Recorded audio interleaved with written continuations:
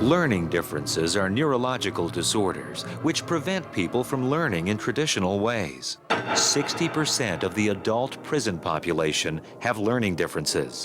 40% of juvenile delinquents have learning differences. With intervention, 60% break the failure chain. 1 child in 5 faces the difficulty of these crippling learning challenges. I would read with them, but then I wouldn't know the questions and stuff and the answers, and I just got confused. Sometimes it's hard. It was really hard. I had to go slower. The frustration level of these kids is very high because they see their peers getting it and they don't understand why they're not getting it. They become behavior problems, because they're not able to catch up, they're not able to study, then they kind of act up a little bit. Teaching these kinds of students is a difficult task. It takes a firm stance, breath full of patience, and the heart to say, keep searching for the right answer. You'll get it. Teaching is the occupation of world-changing, one kid at a time.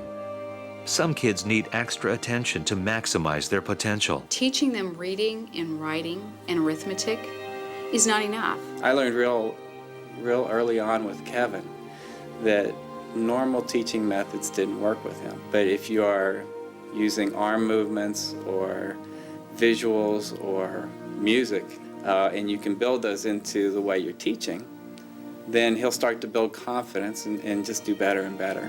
Nobody wanted to work with Brandon. Each school that we took him to basically asked us to leave. The Opportunity Program exists to provide a learning environment that unlocks the hidden potential of children with learning differences. Since 1990, the Opportunity Program has been reaching children at risk, both educationally and emotionally, in extraordinary and profound ways. They're very in tune with the children, they're very loving, they're very committed. I say, it's okay, God made you the way you are. You are someone, and you have been given a gift and a talent, and we're going to find it. You feel like your child's the only one in the program because it is so personalized. When I started doing it in the opportunity group, it got much easier for me to understand and to do my work. I learned more. It seems easier. They make everything fun and easy, and it makes you want to get early to class. They made me feel like I could do anything that I put my mind to. The Opportunity Program was born out of deeply impassioned concern. Michelle Uclea was 9 years old and diagnosed with multiple learning differences. Michelle's grandmother, Lois Shakarian, had a sincere interest in Michelle's struggle and generously provided the founding grant to initiate the Opportunity Program in 1990. Her husband, David Shakarian, was a true success story who rose above his own learning differences. He went on to become founder and CEO of GNC, the General Nutrition Centers Corporation. As a youngster, it was obvious that Michelle had some developmental delays. As parents, when we looked at Michelle's early educational assessments, her future seemed very bleak. When I first started working with Michelle, she was 9 years old, but at a first grade level. Michelle was diagnosed with a lot of dyslexia, dyspraxia, dysgraphia, some perceptual learning differences. Many professionals that had tested Michelle had put a ceiling on her potential and said that she could never go above the 6th grade level. In the early months that Michelle was involved in the program, I remember asking her, what is it that you like so much about the Opportunity Program? And she said, well, Mom, the teachers understand how I learn. Teaching her in the right way was a key ingredient that unlocked her potential. With the proper intervention that the Opportunity Program provided, it enabled her to overcome what looked like a very bleak future.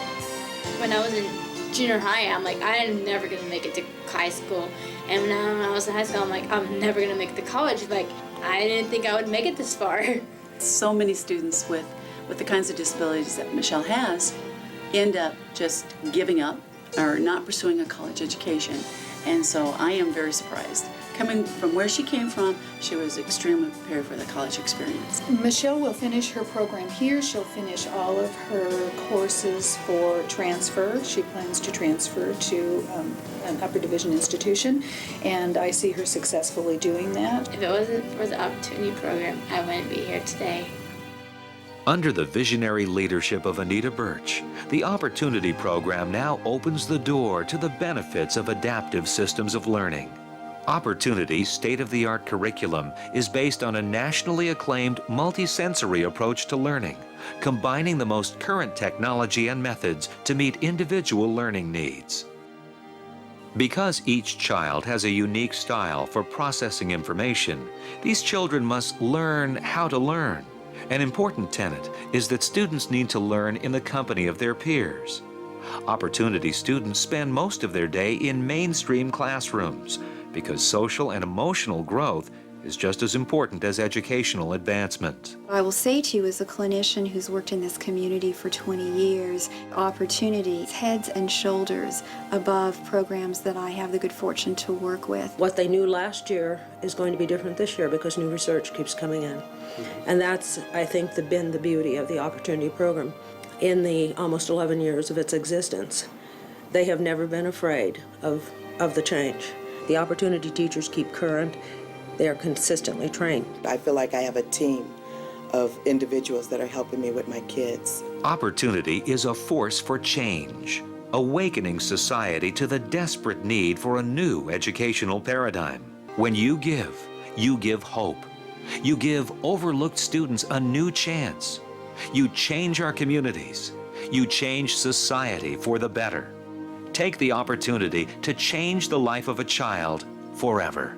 It gives kids that hope to say, you know, I can do this stuff, and here's how I can do it. I would have to say thank God that there is a program out there to help children in such a difficult world. We should use all our resources to reach out to find ways to help each child. I want to give them every opportunity to develop themselves, to become educated, and to be productive in this society.